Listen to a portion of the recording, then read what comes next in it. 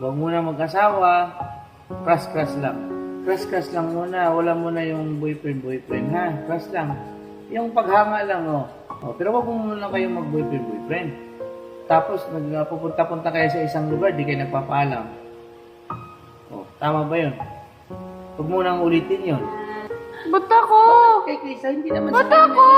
Sa mga kabataan yun natin, hindi kay Magbibideo lang ako dito eh. Hindi lang si Krisa. April naman. Hindi sa kanya yun. Hindi pala sa kanya yun. Sa inyong lahat yun ng mga kabataan. Tumigil ka. April ka na. Tumigil ka, ha.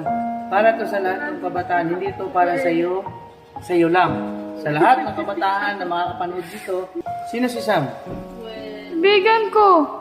Samuel. Oh. Ilang taon na yun si Samuel? Hindi ko alam. Kaklase ko yun eh. Classmate mo ngayon. Oo.